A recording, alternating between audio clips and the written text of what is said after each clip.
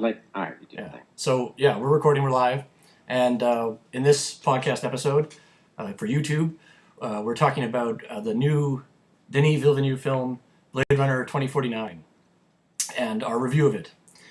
So we saw it, this is Darren Oak, expert on science fiction and Philip K. Dick and all things, no? Well, whatever. Anyway, and so, yeah, so we're just going to review Blade Runner. We saw it like last Tuesday, I think it was.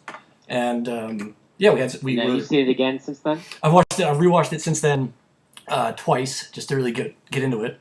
And we saw it. A lot of people told me that you need to watch this really on IMAX. I was told that this was. I've heard.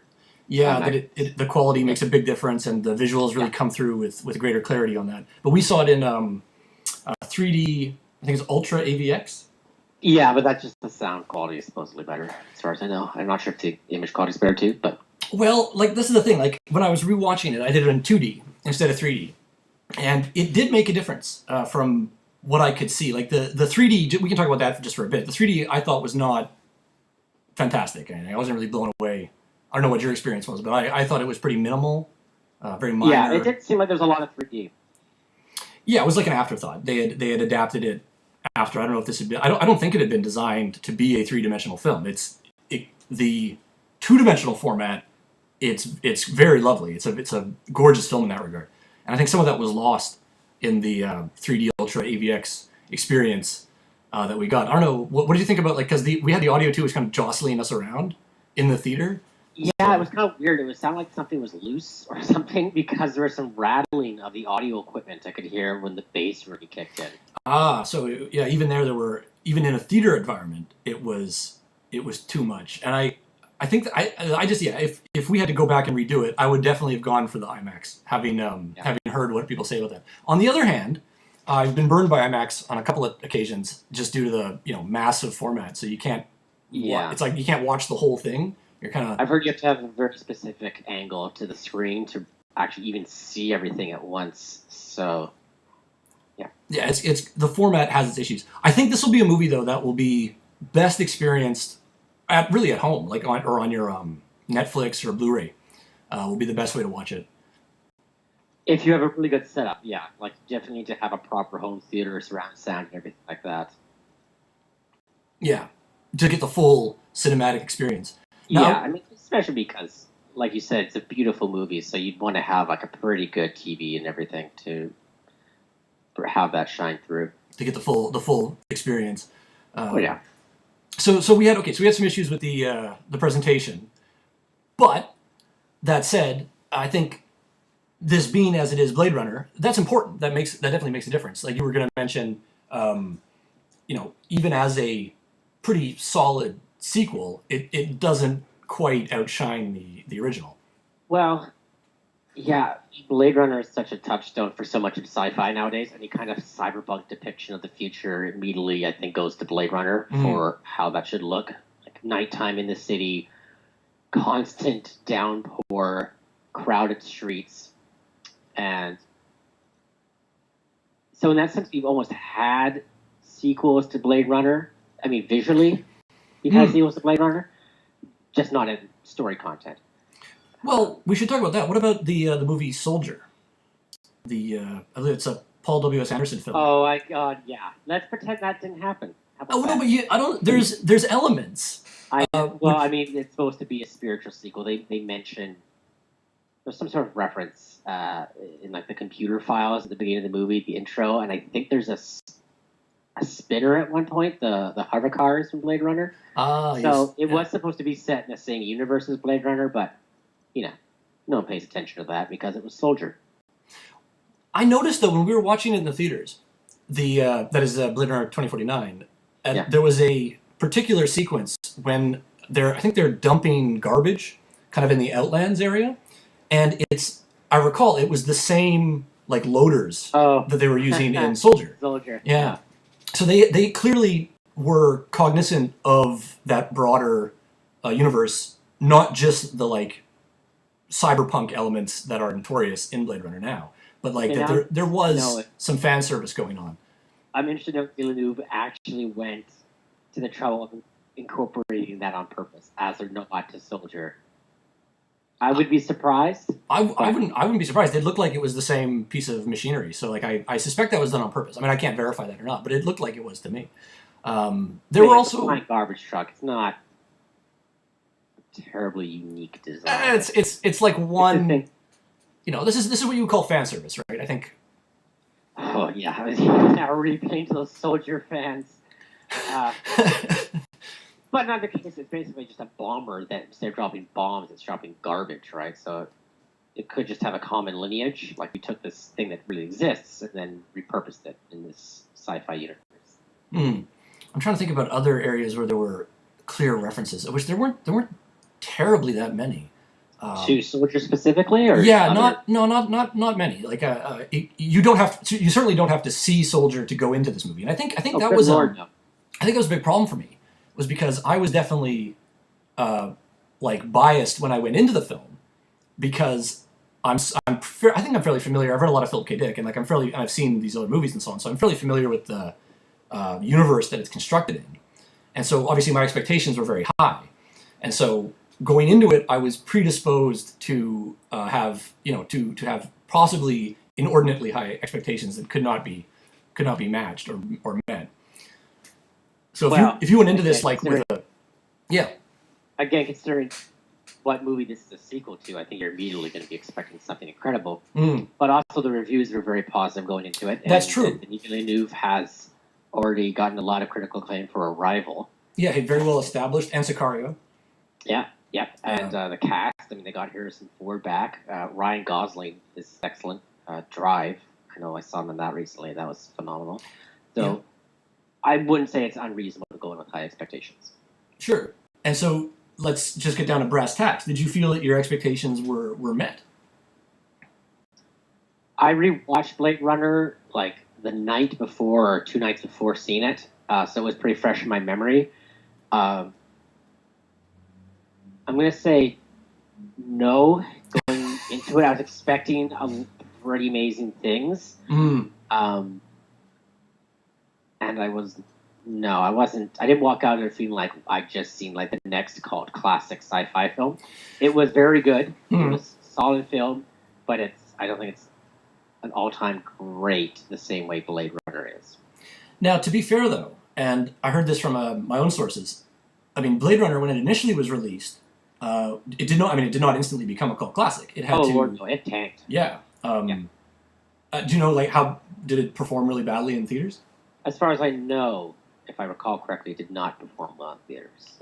Yeah. And then when you rewatched it, which version did you watch? I watched the final cut. Yeah, you see, I'm not a big fan of that final cut. I prefer the director's cut myself. That's interesting because the final cut is ostensibly just an improvement of the director's cut. It's the same thing, but they did some technical changes. They reshot even a scene with the actress. Oh, I'm sorry, I can't remember the names. But the replicant who's the dancer with the snake. The scene where she's running through the glass as Deckard is shooting her. Yeah. That was on the stunt double, and it's clearly a stunt double if you watch the director's cut, or I guess the theatrical cut as well. And so the final cut, they have her come back years later, it's the same actress, wear the same costume, and have her do those actions, and they went frame by frame and pasted her over the stunt double. So that so there was some more. It wasn't like this jarring, like who the hell is that? And then it goes back to being the same actress.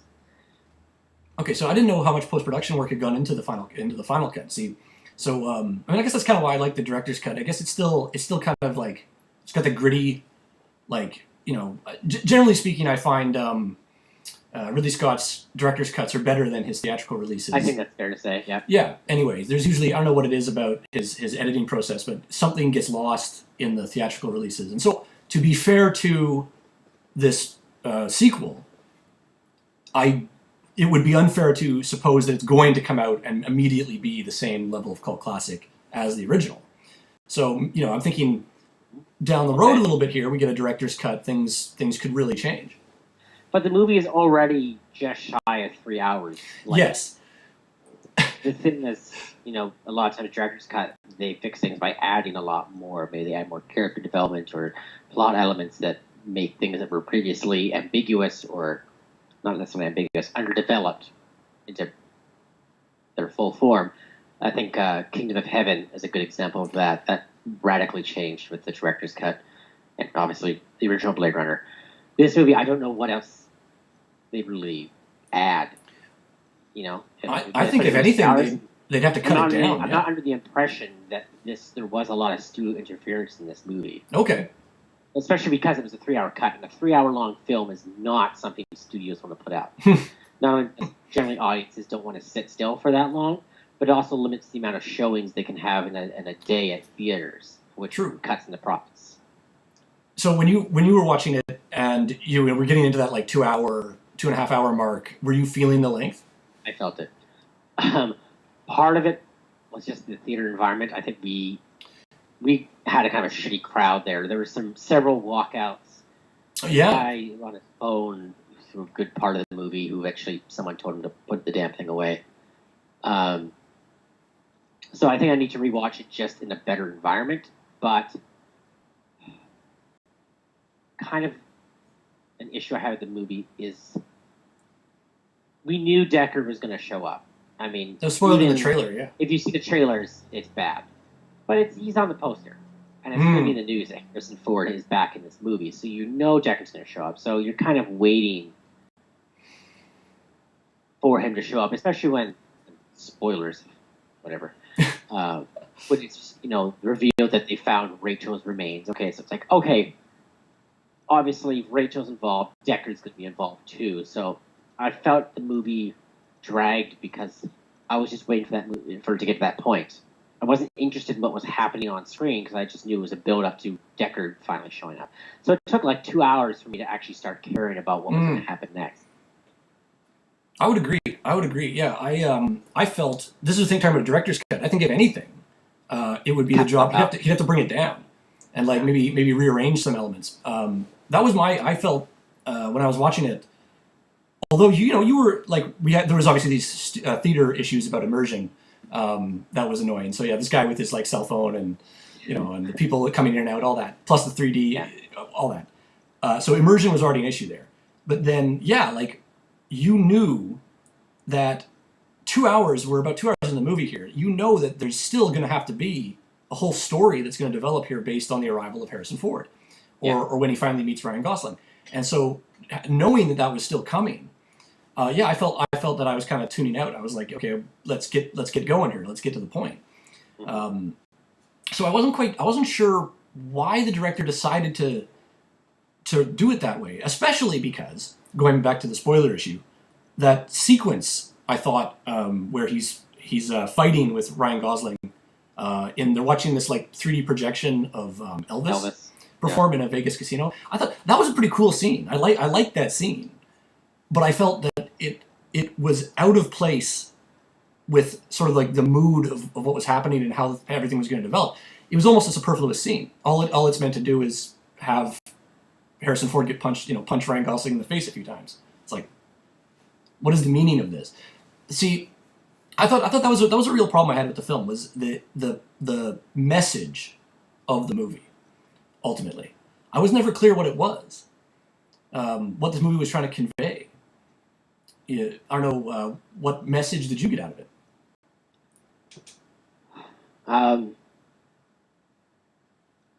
If any. Well, one thing that stood out to me was the depiction of how replicants are treated in this society. So they mention it briefly, just the blackout, and you have to watch one of the short films. I heard about those. Yeah, it's kind of like an animatrix aspect to it, right? Yeah, Did you watch the shorts? I did. I watched all three. Okay, I haven't seen them yet. So the animated is the only one with really any substance. The other two are about 5 minutes long, and there's nothing that happens there that really shines a light on the events of 2049. Okay. The Batista one is completely pointless. It just shows he's kind of a nice guy, but then he has to go on the run. And the one with Jared Leto just shows how badly, I guess, he wants these robots to be made, how obedient they are compared to the prior replicants. But the animated one, it shows what the blackout was, which was basically the replicants sabotaging society and committing a terrorist act, kind of. And that's so important because it further emphasizes why humans don't like replicants in 2049. Whereas in the original Blade Runner, they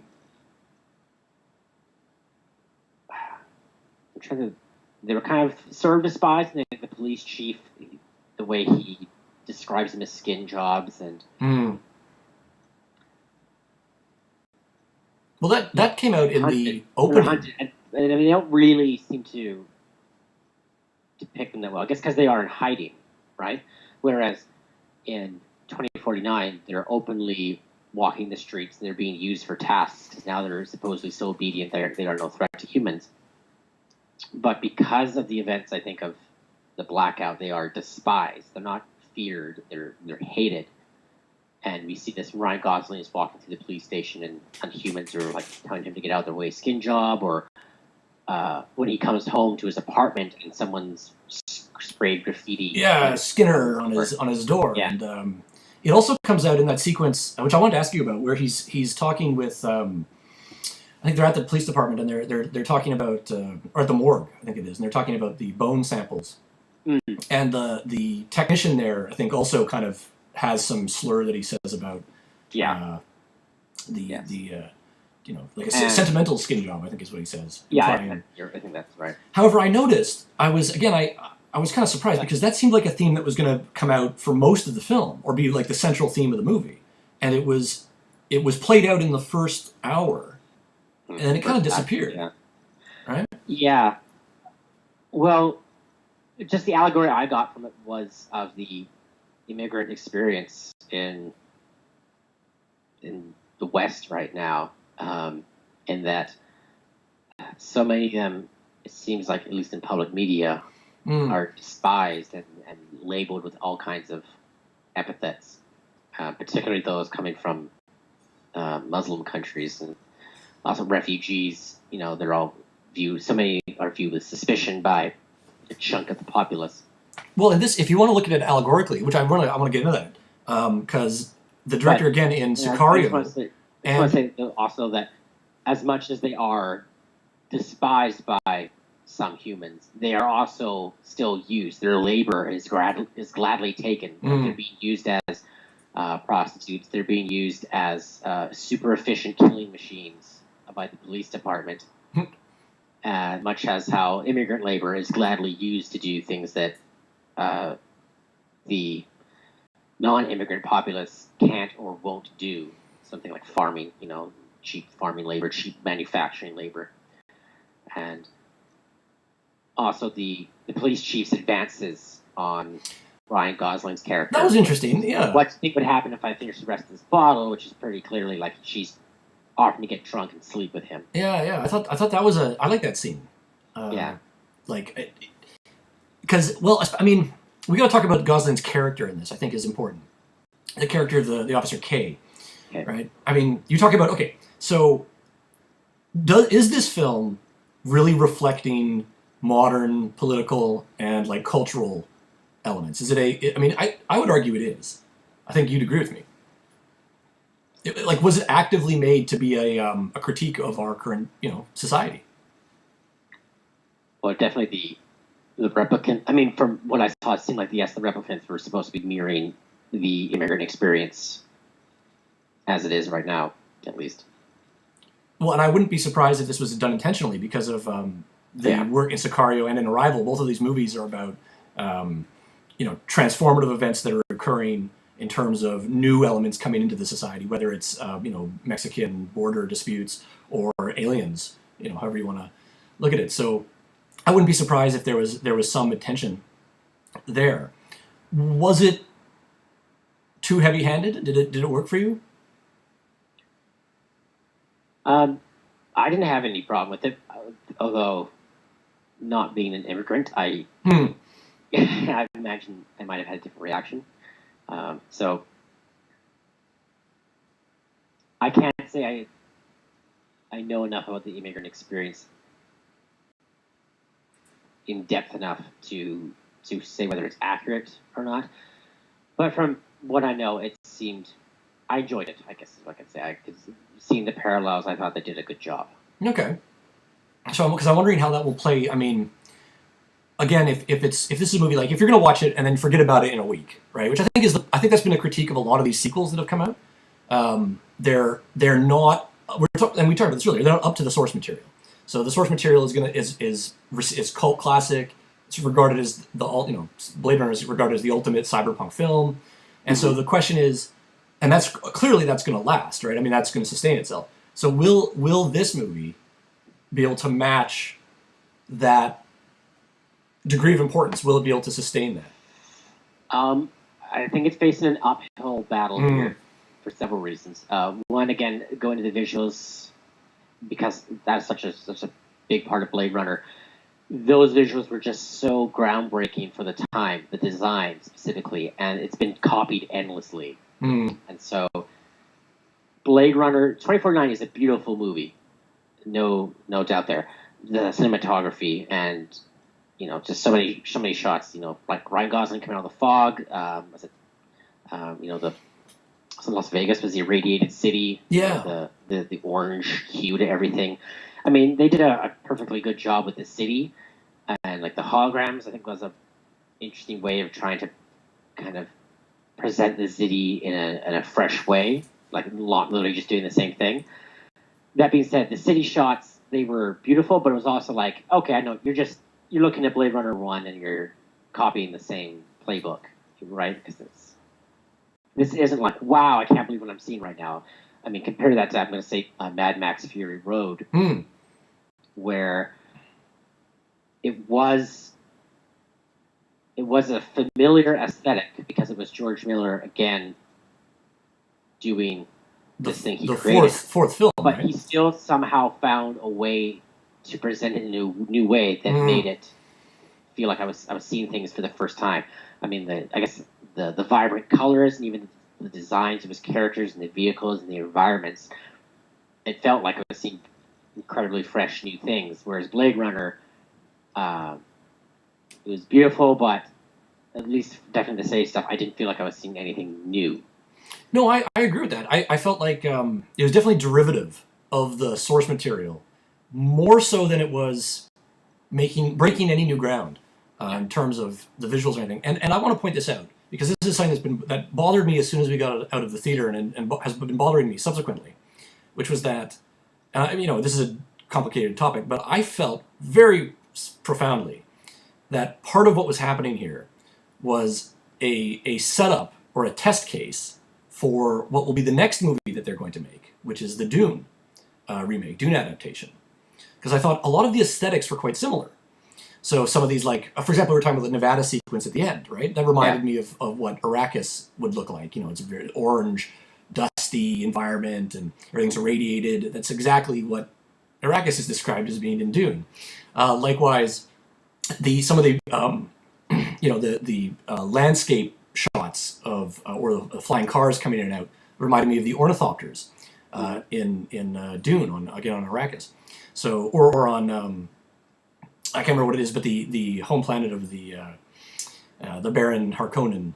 I think it's Getty Prime. Yeah, that's right. So that aesthetic seemed to me like it was in the wrong. It was sort of, it worked for Blade Runner, but it was almost in the wrong place. It was like this had been done for another movie, is what it felt like to me. And again, I might have just been biased because I was coming into this knowing that the next project's going to be Dune. So I was a little concerned, and also the length, the running time, was kind of what put me on that guard, because there's no reason for Blade Runner to be a 3-hour-long movie. This movie can be cut, even the director's cut, I think, is only like 2 hours, 20 minutes or something like that. So there's no reason for this to be full 3-hour-long film. It felt flabby. I will say that. It wasn't as tight as I like in my science fiction, especially something like Blade Runner. Yeah, for being 3 hours, I didn't feel like it wasn't like it was so stuffed with plot that it needed those 3 hours to Not at all. Resolve everything. It just felt like there was one thing kind of happening at a time. It was like, oh, like when I think back on it and I think over the story, like, oh yeah, that's all there was to it. It wasn't like there was lots of twists and turns. It feels like the 3 hours was mostly just them really taking their time with the shots and kind of letting people experience the landscapes. Now, which I don't necessarily blame them, because again, the movie is beautiful, but the length was noticeable. I've heard, I think it was Mark Kermode in his review who pointed this out, but I've heard that was done intentionally to try to backtrack on some of the like hyperactive editing that's been going on lately with action movies and sequels and things like this. So by intentionally slowing things down, slowing down the pacing, really lingering on some of these shots, they're trying to actively step back from this like short attention span. Yeah, rapid jump cuts, hyper jump cuts, all that. So they're trying to take it back a step. And again, I can see the rationale for that, but again, I feel it's not really necessary. It doesn't do anything for the movie itself. I've also heard. I mean, you could say that this was there's a meta aspect to this movie going on, because it's like it was almost. I mean, the whole experience of the movie. You mentioned this is very straightforward. It's really just the story of this Officer K, and what happens to him during the course of. It's not even very long. It's like a couple of days, really. So it takes place over a very short period of time. It's just this one story of him, and then his interaction with basically Jared Leto playing the villain. I think it's Wallace, sort of the Tyrell figure. And well, we should talk about that too. I've heard a lot of criticisms of Leto in that role. I don't know what you thought about his performance. It just felt like kind of almost a trope at this point of billionaire, whatever, industrious, technologist, scientist who has obsessions of kind of almost godhood, like creation, and likes to quote the Bible or classical literature, any pick your source. Yeah. And it's just, it was pretty dull. Well, I know, it didn't stand out to me. I wasn't enthralled when I saw him giving his speeches. It was just kind of like, okay. Yeah, I agree. For me, that fell flat. I've heard some people say they didn't think it was over the top. They thought it was very appropriate. Now, I've heard it wildly on the opposite end. People saying he's totally outrageous in this and miscast, even. And so I'm going to come down. I don't mind Leto as an actor, but I agree with you. I felt the villain that he's portraying was like is very generic. Yeah. Especially in this age of kind of like a mad scientist. Superhero movies. Yeah, reminded me. I was thinking particularly of the Batman versus Superman movie, and the portrayal of what's his name? The guy from the Lex Social. Luthor? Yeah, Lex Luthor's portrayal in that. Because again, kind of like this biblical, over the top, larger than life supervillain type character, and it didn't feel that was necessary. It reminded me of Alien Covenant, unfortunately, and like Prometheus to an extent.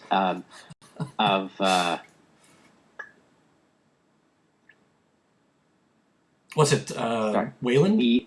Yes. Well, I can't remember what his name is, or even the actor. The actor. It's Guy Pearce, isn't it? Guy Pearce. Thank you. Guy Pearce character. Kind of the same thing about he's got the statue of David in his living room at the beginning of Alien Covenant, and he's like telling. I can't remember which robot was it, because there's two robots in that stupid movie. Michael Fassbender, he's telling him to do all these things, and they're having this deep philosophical conversation about creation and perfection and all this stuff. And then Michael Fassbender's character later becomes obsessed with the idea of creation and creating things. You have to be perfect to create things and all this crap, which is so overblown, over the top. And that movie was basically just a haunted house with a mad scientist with his creepy crawlies.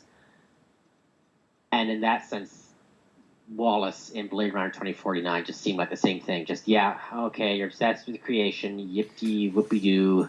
It's like an archetype. It's almost It's become like a self-satire. You can't take it seriously anymore. Because these guys are all the same. They're not characters. They're these like two-dimensional. I didn't didn't feel like the movie gave any kind of reason for him to feel that way. Like the short film doesn't help in that sense. Other than, I guess, is it just supposed to be he wants power? He wants just power, money? Is that all? Well, I think it was galactic conquest is what he's looking for. Kind of, yeah, he needs millions or billions of replicants for these off-world colonies.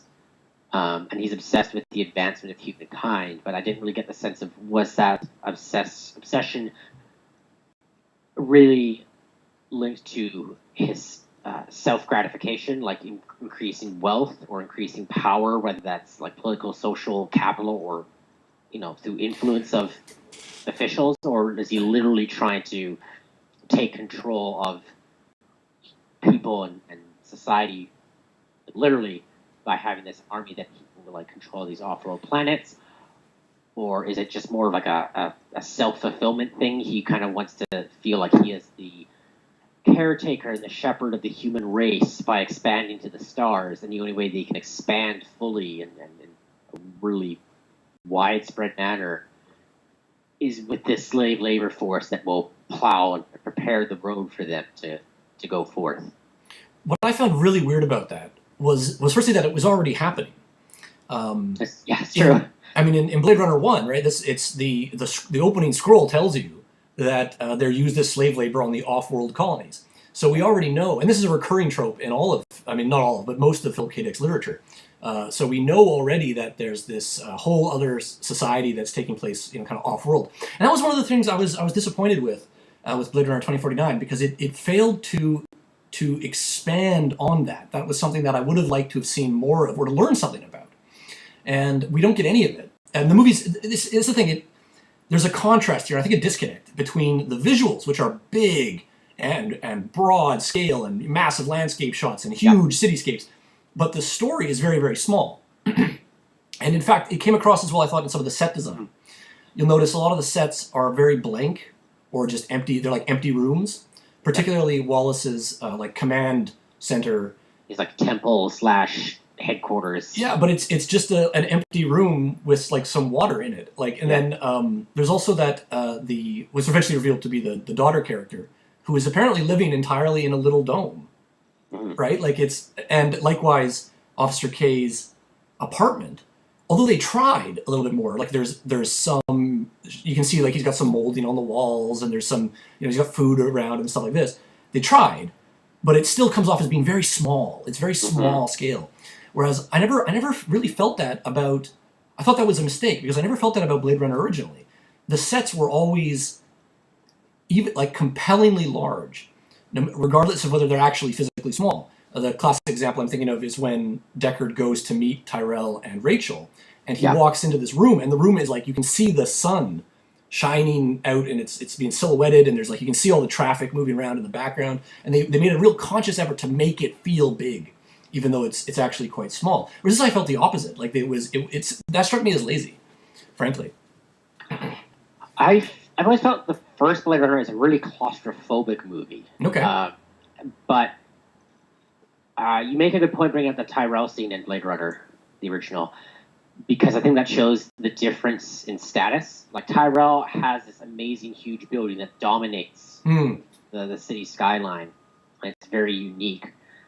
And the fact that he has a view of the sun and clouds, and that's the only time I feel like you really see sunlight. The only time you see sunlight in that movie is in the context of Tyrell's corporation. It's like he can afford to see the sun. He gets natural lighting. Everyone else gets, the same neon, phosphorus lighting, whether it's, the little poles they're carrying around, or light bulbs, or just advertisements of the blimps or whatever they are, the ships displaying advertisements. They have spotlights that are blasting everywhere. Yeah, so talking about a clear way to... Everyone else lives in the dirt and the clutter and the narrow spacing of the alleys, or like Deckard's cramped apartment. And he even mentions at one point that there's a housing crisis. Oh, okay. So everyone's just like scrambling for whatever space they can, and Tyrell's got this amazing view of infinite space, going out to the horizon. So that struck me as being a real missed opportunity here, because especially now that the technology is there, there's no excuse not to go down that route. But also, like you're saying, 2049 is a much, much more wide open film. Like, the first shots of the movie are him coming to this farm, and it's daylight, and it's not pouring rain, and you can and later on things like the junkyard and Las Vegas. There's a lot of Las Vegas. That scene in particular. Yeah. It's sort of claustrophobic because of the haze of the sand and dust cuts down on visibility. But it's a different kind of claustrophobia than the cramped concrete of the city. And I gotta say, one of the things that I loved about Blade Runner is the mystery of it. And I'm not just talking about is Deckard a human or a replicant, but the breadcrumbs they give the audience of the setting and the story. They say off-world colonies, but they never tell you the name of any of these worlds or what's going on, what's like to live there. You see LA, but you never find out about its context in relation to the country. Is there United States of America anymore? Are there many other cities? Are they as built as LA? Is LA unique in that it's this massive metropolis? Who's running it? Even the city, is it like a local government? Is there again, same thing, the countries. And you just get breadcrumbs. Like when Deckard mentions, there's a housing crisis. That's all he tells you. So you kind of learn, you can see that the city's crowded, but you also hear, this is not going well, the city. You get that in a much more direct way in the sequel. I think that's the thing. I prefer the hints because nuance, your imagination, the audience's imagination can build that out however they want, and they can wonder at a million different possibilities. But when you are given a single concrete answer, it collapses all those. It collapses a million different possibilities into one answer. And I think in the case of Blade Runner, that was a major reason why it became a cult classic, because there was just so much room for your imagination to grow and play. Yeah. 2049, a lot of it is kind of it's just given. It's shown in plain daylight. Literally. It's like you're getting daylight. It's the first shot in the movie is very different. It's daylight. It's like, oh, okay. Yeah, and you point out this notion about Tyrell being... talk about a great shot, right? Because that establishes his social status, his economic status. It's all done in that one shot. You get it.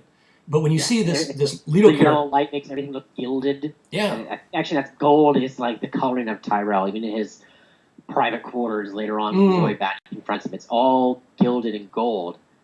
Again, just showing his opulence and his wealth and his standard of living.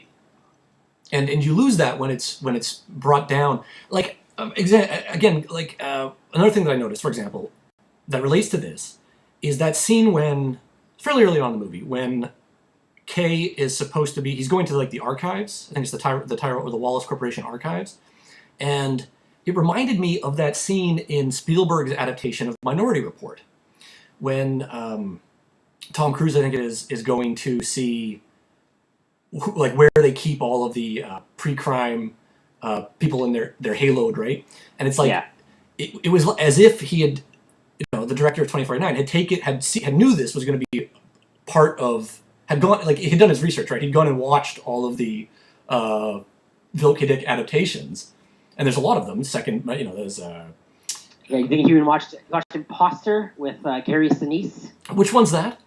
This one, he's accused of being a robot, and because these robots are like bombing the city, and he's not a robot, or nobody fucking saw it. I was thinking, I was gonna say Second Variety, which is Scanners.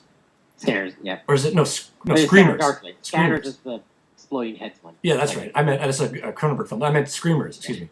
And so like Screamers. Okay, yes. Yeah, which is based on his short story Second Variety. Okay. And that actually takes place on one of the off-world colonies. So again, like you'd have to be aware of that, but then when you put that into the movie, when you turn this into a film, the problem is that I can see two issues here. One is that it can be too big, and you're like, if you're the director, you're kind of afraid of going too far with this material because you want to please the fans, right? But you have to include some of this stuff, but you don't want to go too big. And I felt that was a real error in this film. For example, there's one scene when they tell you that the Soviet Union still exists. I don't know if you caught that or not. The CCP dancer. Right? CCP. So that's a pretty important point in the whole universe of this movie, right? They're telling you this is a totally alternate reality, and something changed in the past, and like it's still. And to me, I was like, oh wow, like they're going to expand on that, right? But they didn't. I don't think it's ever raised again. No. Another example is the what people call like the Easter eggs, so like the Atari logo and the Pan Am logo, and even there's literally some product placement. Unfortunately, like the Sony logo is in it. I know Sony produced this movie, so there's some product placement there. But like those, to me, it's like that is somebody who understands on a superficial level what the movie's supposed to look like and some of the world, but hasn't really grasped the significance of this. I think the issue of the Soviet Union really spells that out. That's a pretty significant political point that you could really expand on the original themes of the movie by addressing, and they just chose not to. In fact, this was an issue I had, was you're talking about Wallace's character. It's unclear what his relationship is with the political dynamic at all, right? He's basically, it seems like he's running everything. You get a very small hint of this in the short film with him, because that short film is him talking to, I think it's like the city council about legalizing replicants. Okay, so they again, having to go see a short film. Yeah. Understand a 3-hour-long movie. Well, right. I mean, come on. What are you doing here? Movie's already 3 hours long. Put your shorts. Those should be in the film. Yeah. That's why I referenced the Animatrix, which I thought was, again, not the. I don't know if it's the best way to do it. Again, this reminded me of like a fan-made film. Like this movie had been made by somebody who was a big fan of the original and wanted to include all this stuff. And we just saw, not just saw, but like last year we watched Star Wars Rogue One. And to me, that was a very similar experience. Like this movie, I don't think it's going to be a great movie that's going to last for very long, but it kind of delivered like what the fans wanted to see, right? It checked all the boxes, if we can put it that way. And so I think in this case, you have the same thing occurring. So for example, I want to ask you specifically about this. Again, going back to that scene where they're with the technician and they're talking about the morgue and they're talking about the ossuary, the box that has all of Rachel's bones in it. And the way it's portrayed, they're kind of doing like a electron scanning microscope. Yeah. And that was, I mean, clearly they were doing that in sort of a reference to the famous enhanced sequence from the original. But again, it felt as if it was just going through the motions, right? Did you? I wanted to ask you specifically about that scene. Did you think it was like, did it look right? I mean, was it kind of fantastical enough? I thought it seemed really out of place because it just seemed like they were using this blurry ass old screen, and because it's a CGI graphic, right? It's a 3D. But it's like, why do they have this technology that seems to be inferior to what we have, like in the real world today? Oh, interesting. And unless, this is supposed to be part of the setting, like, maybe certain technologies didn't develop the same way they have here, so they're stuck with inferior things or something. But I remember just staring at that picture, and I couldn't tell what the hell it was they were looking at until they got to like the super close-up of like the serial number. Which again was a scene copied from the original when he finds out about the snake being a replicated snake. Yeah, he gets the reflection. That was my main problem. It's just it took me out of the movie because I was like, why is this here? Why does this exist? It also seemed contradictory within the context of the movie. Now, I can excuse, like I've heard, for example, there's that scene when he's using, it's like a microfiche machine, and he's got his the Joy hologram with him. Right. And now I'm like, again, so there's, and we talk about this with the issues of Pan Am and Atari and the Soviet Union still existing. So I can understand that the Blade Runner universe has not evolved precisely as ours has. There's an important thing. Yeah. An in-the-universe thing. The blackout that it did wipe out a whole bunch of electronic stuff. It was basically a massive EMP bomb explosion. So it could be that's the only records they have left are the microfiche. Oh, okay. They don't have the digital records anymore. So maybe that's why they have Shree technology too. Hey, to go back to my problem. That would have been nice to know, and that could have been one line of dialogue. I only just figured this out.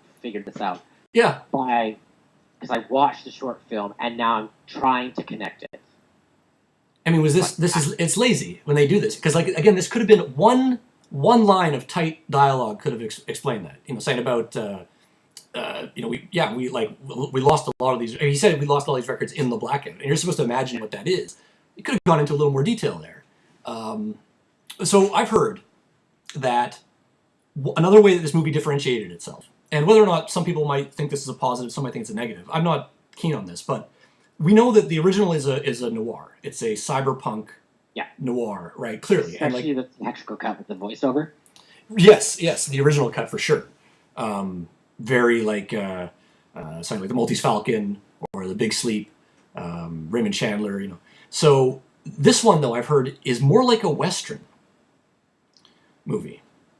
Like the noir elements aren't there, and it's much more straightforward. It's just got a villain who is, they have to stop, and the traveling that they do, particularly the Nevada scene, I think really lends credence to this theory because they literally leave the city to go out into the desert, right, to shoot this. So like, I've heard that this can be interpreted as instead of being a noir film, it's more like a Western. Is maybe one way to reconcile this. Now, again, I don't know what you think about that. I mean, is that the right way to go with Blade Runner? I mean, I don't want to say it's necessarily not because I want to be open to, new interpretations that are fresh and exciting, not just doing the same thing over and over again. Whether that's an accurate classification. Again, I didn't feel like there was as much of a mystery in 2049 as there was in the original Blade Runner. Because this one, I think because of meta elements, like Harrison Ford's going to show up, so all this, you just know the mystery is going to lead to Harrison Ford or Deckard being involved somehow. So it's kind of like there wasn't a mystery to the audience. Now, what if, because we're biased here, because we've obviously got a real soft spot for the original, and Philip K. Dick's work as well. And so I'm thinking, what if you'd come into this, and this is the soft reboot question, right? Like, if you'd come into this not knowing anything about Blade Runner, and you had seen this movie, like, would it have been more compelling? Would the mystery have been there? The mystery that we're saying was missing, would that have been there if you didn't have this information? I'm thinking mainly of that sequence where Ryan Gosling is in the kind of that child slave labor factory, and then he realizes that this was the place where his memories, which he at the time thinks are real, have led him to, right? And so, like, if you've seen the original, I mean, you're gonna know that this is more likely than not, especially considering that it's up front that he's a replicant. It's probably an implanted memory, right? Like, this would be, and even the use of the miniature horse, I think they use in this one, is just a reflection of the origami that is being made by, was it Olmos? Gaff, the character. Eric James Olmos. Yeah. So like it's as if those elements, they knew that element had to be in the movie, but the meaning behind it has sort of been removed. Or I felt that's the problem I had. It felt very like superficial. So it looks like a Blade Runner film, but it doesn't really deal with the themes and the dynamics that the original dealt with. So I'm thinking again, if you didn't know that, and you had gone to this movie, would you have been like, oh wow, oh my god, he's a replicant or something? I don't think so, because it's spelled out in the first 5 seconds. So even then.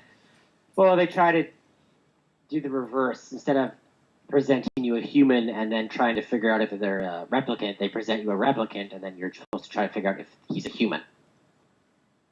Did you buy that? Did that reversal work for you? No, because at the beginning he gets put through a wall and doesn't suffer any kind of debilitating damage. Well, in fact, before that even happens, I think is Batista. Or to think he was a replicant baby and grew up to be a adult replicant. Yeah, seems a little outlandish. But I was gonna say, even the character that he's going to retire, is it Batista? Is that the guy? Yeah, Dave Batista. Yeah, he before they even get in a fight, he says to him, "What's it like hunting your own kind?" It's in the first 2 minutes of the movie. No, but I mean, this is the thing. Again, the movie presents to you like a certainty that he is a replicant. Everyone says to him he's a replicant, but then he discovers maybe something more to him. Like he had a. So it could be again he's a replicant, but he was born. He was a born replicant, not a made replicant, and that would be different. Because then again, this thing suddenly, if you're born, you have a soul, and then that's his big deal. It means he's more than just any other replicant on the street. And that's going back to these religious aspects. Now. It's definitely it is significant in Blade Runner. There is. I don't think you can argue that there's no religious overtones to Tyrell creating life and especially not Blade Runner 1. Yeah. Okay. Yeah, like there's definitely is. There's definitely a religious aspect to this. So I think it would be a mistake to not recognize that. But again, it seemed like they took that to extremes. In this one, or spelled it out too obviously. I mean, especially when it's being told to you by the villain of the movie is lecturing about his god delusions. It's like, okay, he calls them angels and everything. Yeah, true that as well. It's too obvious. You mentioned this missing aspect of mystery, and to me that came off as the superficial aspect. The movie didn't really deal with these themes, and I think could have gone farther with a lot of these Philip K. Dick elements that they chose not to. So I'm thinking of particularly... Mercerism? I'm not sure. Come again? Mercerism, that's the religion from the book. From okay. History of Electric Sheep. Sure, yeah, right. Why not that? Or additionally, I was thinking of his short story Ubik, or his novel Ubik, which involves... has like really fantastical elements to it. It's almost like a Twilight Zone episode, or has metaphysical aspects. So you're right. So there are in the literature these religious or metaphysical aspects that could have been dealt with, and they intentionally shied away from that to just make it this very boilerplate, straightforward, who is a guy with a god complex. Yes. So in it again, it felt like this movie. People have said, I've heard the reviews argue that it did take these themes, it wrestled with the original, and it really brought these themes to the next level or something like that. But I didn't feel that at all. At least that wasn't the experience I had.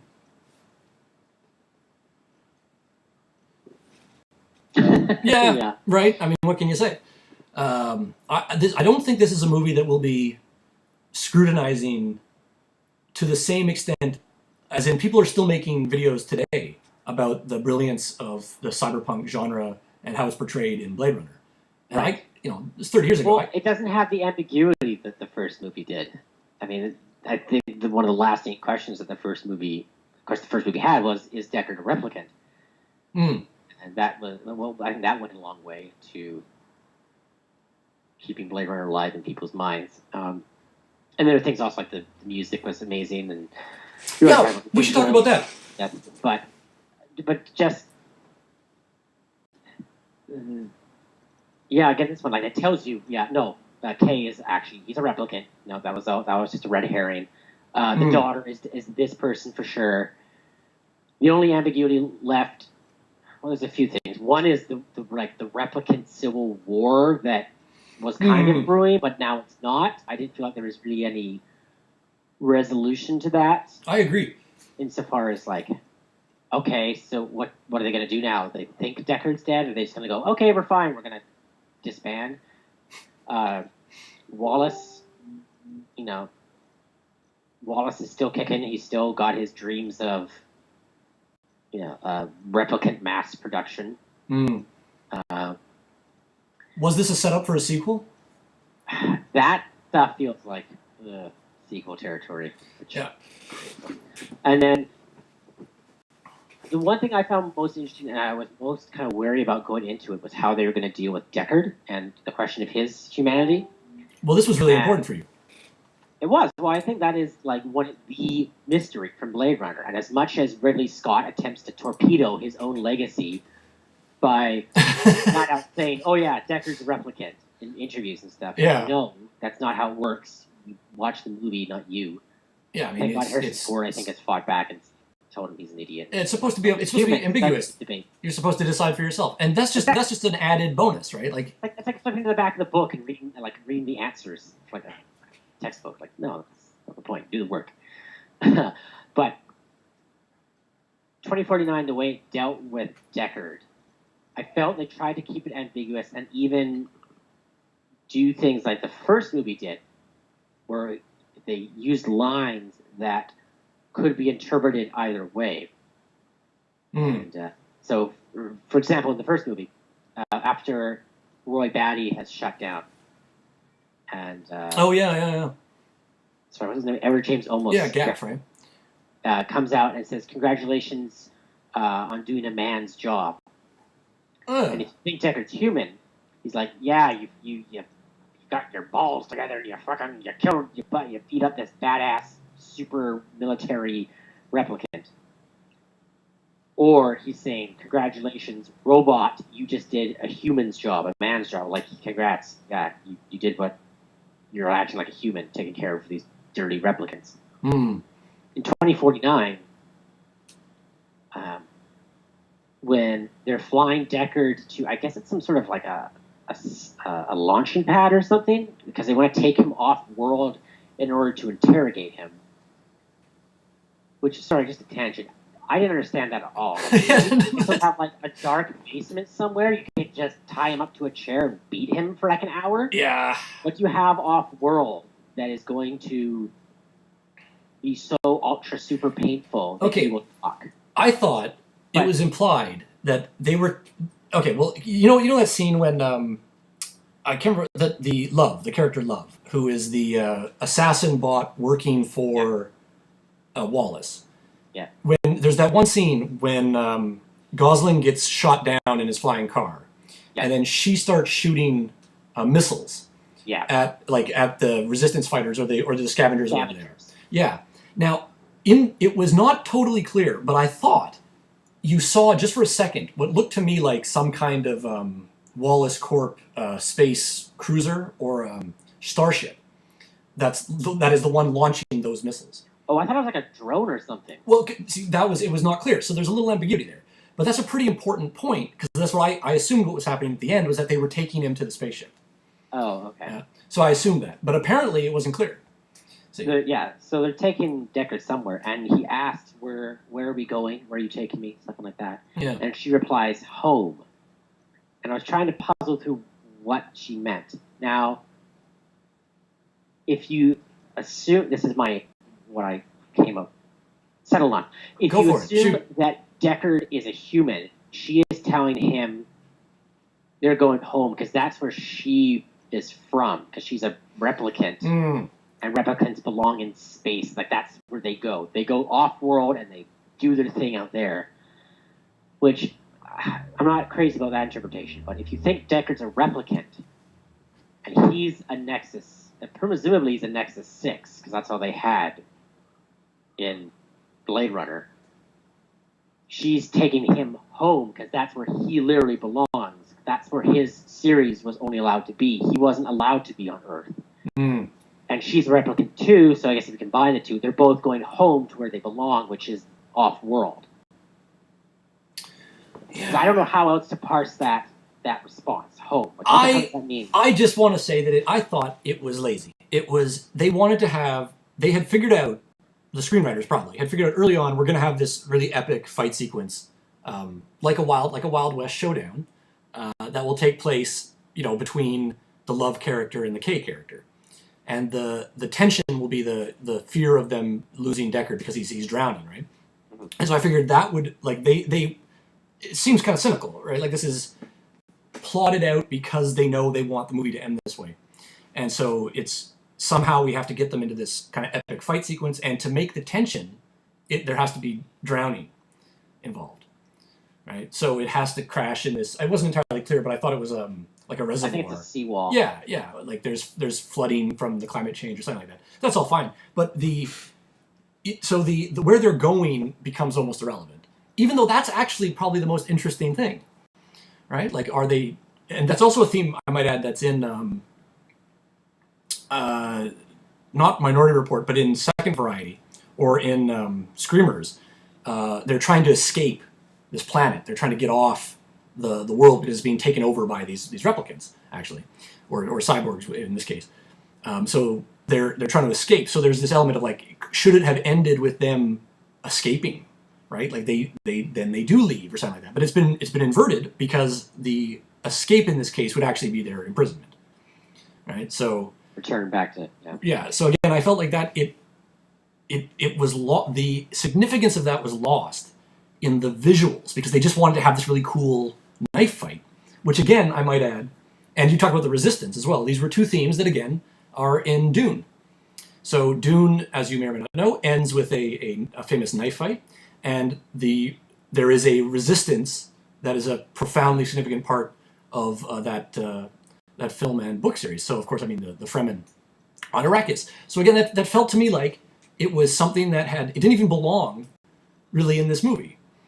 As you'll know, this movie is not. I don't know if you've been looking recently, but it was getting it was doing quite badly at the box office, right? Yeah. So which was weird because the version we saw was fairly full. There were Cheap Tuesday. That's true, and the people were leaving as well, right? So they're probably not going to tell their friends to go see this movie if they're already walking out of the theater. But so it was not doing so well at the box office, and I felt that this would be acceptable if you're planning to have future movies, right? You might be willing to take a loss on this because maybe you're testing the technology, maybe you're testing the story elements. I don't want to be too paranoid, but I couldn't shake that feeling when I was watching it. I was really struck by how similar it was in pacing and in cinematography to Dune. Now, another thing I wanted to talk about was the music because we didn't discuss that, and you mentioned it. I think it is important. Now, the Vangelis soundtrack for Blade Runner is a classic. I think we'll all agree. It's really a brilliant piece of work, and standalone too. You can you just go listen to that, and it's a pretty good audio score. Now, this music was done by, I believe it's one of Hans Zimmer's disciples, and so right there you know that it's going to be derivative of other work that Hans Zimmer has done, and so will not be terribly original in this regard. And it's a sequel that's trying to succeed one of the most iconic and sweeping audio scores of all time. So will it be able to do that? I felt, again, it came up short. The elements were there, like they knew what it needed to sound like, but they were just going as far as that. So it's kind of reflecting what had been done in the first movie by Vangelis, and not taking the next step, which would be to really strike out and differentiate and have a really unique score. I would not go get the 2049 soundtrack. I would get the Vangelis soundtrack. Benjamin Waldfish was. This is the Zimmer's guy. And Zimmer, yeah. Yeah. So not exactly up to Vangelis level there. And again, this would have been really easy to solve because you could go get it'd be more expensive and risky, but you could go get a modern synth band, or like what would have been really interesting is, and there's a lot of this around today, synth pop and retro wave and things like this. You could go get somebody who's doing that music to then come in and make your soundtrack, and I would hazard to say it would have been pretty unique and interesting. But again, it felt like they were playing it safe. Now, another thing on that regard is the rating. Okay, so this movie was rated 14A. I'm pretty sure Blade Runner is rated R. So that would make sense. I would think so. Well, okay. So 14A, that's Canadian though. Yeah. R is American. So. Oh, so you think this would be rated R in America? Well, I'm going to find out what it is rated. Yeah, it'd be interesting to know. That to me again felt like it was a bit of a cop. So they because of course the higher. It was R-rated in the U.S.? 2049 is R-rated. Okay, so that partially explains why they had less viewership. Okay, so that's a bit. I'll retract my point on that. But even then, Blade Runner 1 was also rated R. Yeah, I would argue it certainly wasn't as violent, though, or as visceral, I should say. The violence in this was much more. Well, it was streamlined. A lot of explosions. Besides the ending, which does have a kind of a visceral element to it, it's at least she's getting stabbed. Yeah, but besides that, Pretty much. when he's like punching through walls and things like this, it was over the top to an extent. Now we did see this in Blade Runner, but really in that case, most of the violence there is meant to highlight how vulnerable the Harrison Ford character is. Yeah, he gets His fingers snapped one by one. Yeah, and how like nearly godlike and superhuman Roy Batty's Rutger Hauer's character is. Right, so that again, I felt like, now you're right, they reversed this. Now, doesn't that strike you though as kind of like a J.J. Abrams sort of move, like from did you watch Star Trek Into Darkness? I did. Yeah, so you know how, I mean, you recall he reverses the ending on that. It's like a really easy way to make it different but the same. We'll just turn it around. So this inversion element struck me as being particularly weak in Blade Runner 2049. Again, an indication that they weren't willing to take the risks that were really required there. Now, again, I take your point about it being R-rated, so there's at least that. But a lot of it is, I would go back to saying it's internally contradictory. I wanted to mention this earlier, I just remembered, when you were talking about the technology and how the technology seemed out of place in some parts. So, for example, the Joy character is very high-tech. Right, it's like a self-projecting hologram that actually we see in one scene is like a laser or something because she lights his cigarette. So it must have like some kind of really high energy potential there. And then this whole thing can be carried around in your little like PDA, right? Like personal emulator or whatever they call it, emoter. Yeah.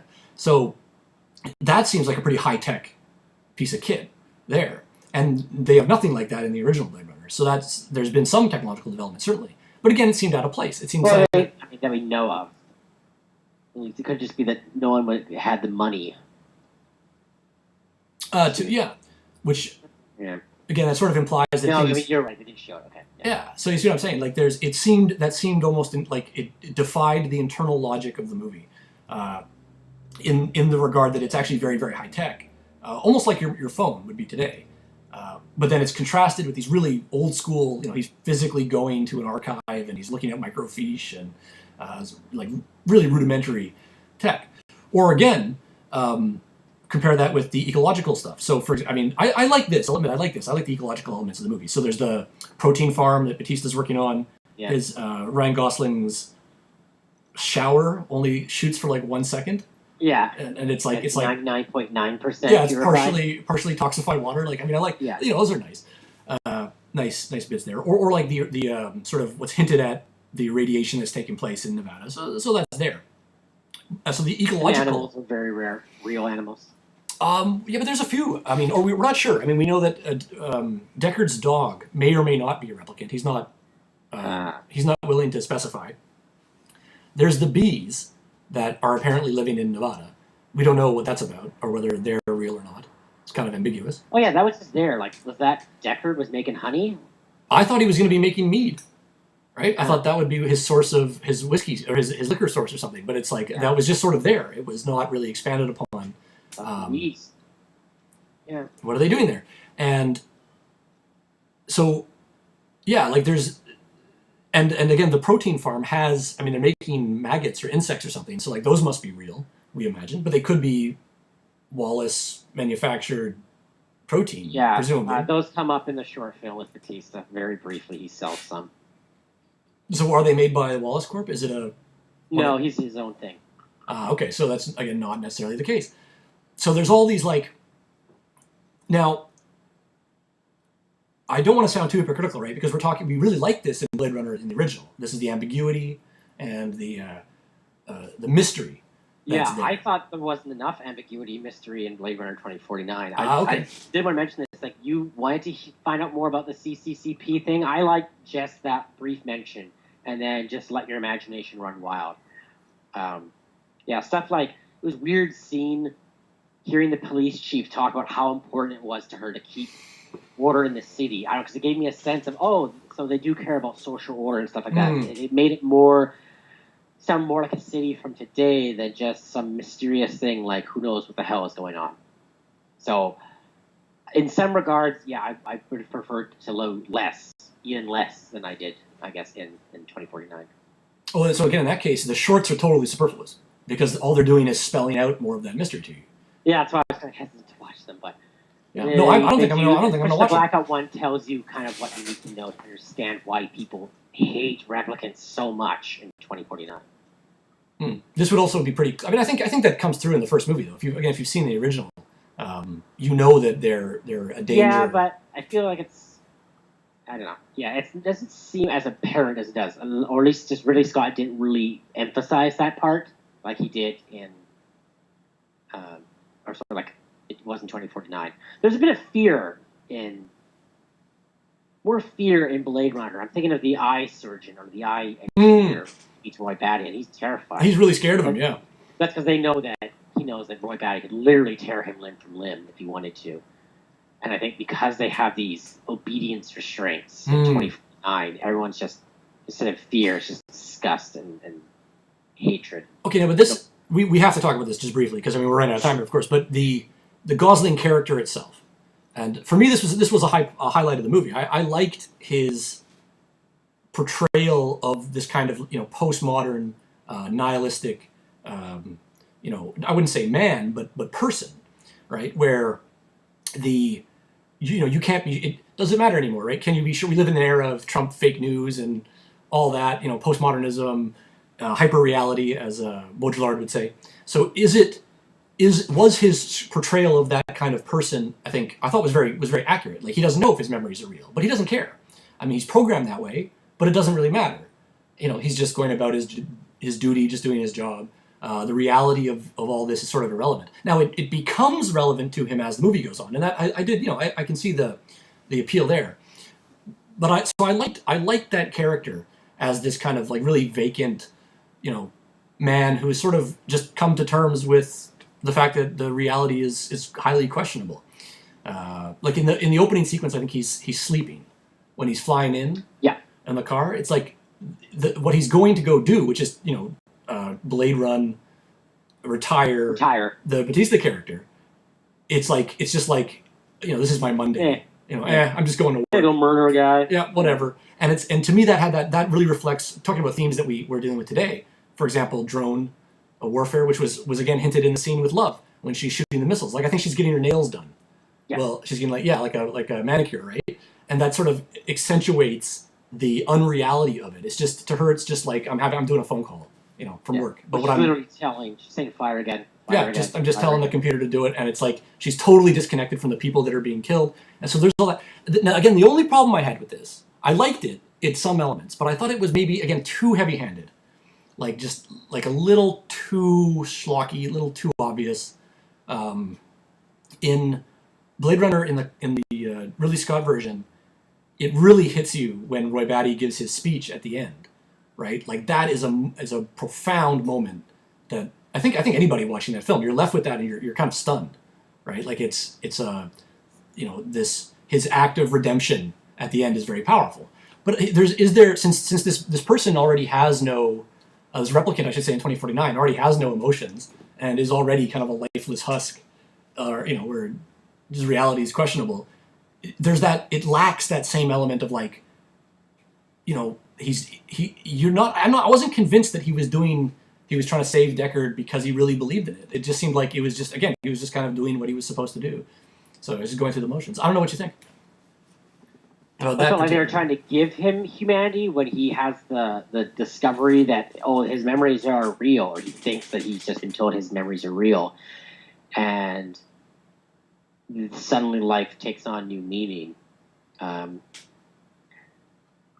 I'm just thinking now I see some parallels then between Deckard and Kay. Deckard in the first movie and Kay in the sequel, in that both are just kind of going through the motions and don't really give a damn about what it is they do, and it's only they encounter something that suddenly makes them realize that life is worth living, gives them something.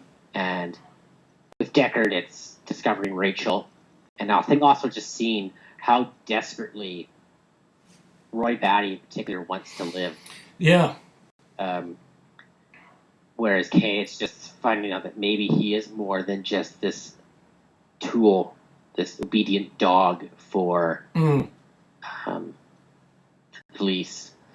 So did the Love character strike you as having that same potency as the Roy Batty, the Rutger Hauer character? Like, because she's clearly that inverted.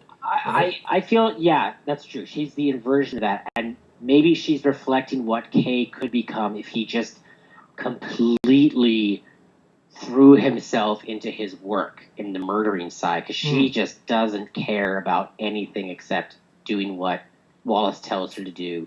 And she is so vicious and cruel in how she does it. That's weird, isn't it? Because you mentioned the way in which they go about it. I think that's important because even though they're doing effectively the same thing, which is retiring, though even it's arguable that Love is even worse in this regard because she's retiring, she's killing real people. Yeah, she's killing humans. Yeah. And whereas Kay is supposedly just doing the the legal requirements by fulfilling the letter of the law and so on. Mm-hmm. So there's some But more to that, he breaks his obedience by lying to the police chief that his failure to meet the baseline test, he's in the room screaming, it's like cells. It's because he killed the child. When no, he didn't kill the child. He's doing everything possible to not kill the child. And she's like, okay, go, lose yourself. You're off the case. He transcends his original programming and purpose and to do something new, whereas Love fully invests herself in what Wallace tells her to do. So there, yeah, I mean, like she makes that shit personal when she's murdering the police chief and she's going after Deckard and Kay. Like she wants to murder them good. I wasn't compelled by that character though, because the motivation seemed so shallow in the sense that it's literally a robot. Yeah, it's just a robot fulfilling its function. It's like, okay, and wants to do a good job.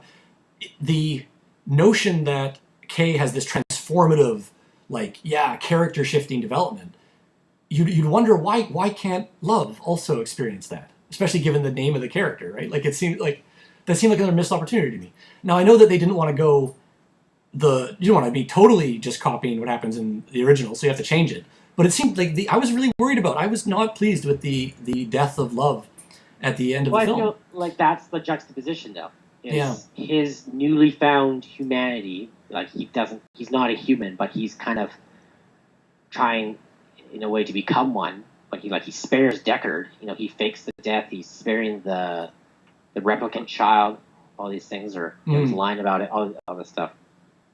Whereas Love has totally just. Nah, don't care. Just gonna do some murder. Do my murder. Go home. Get my nails done.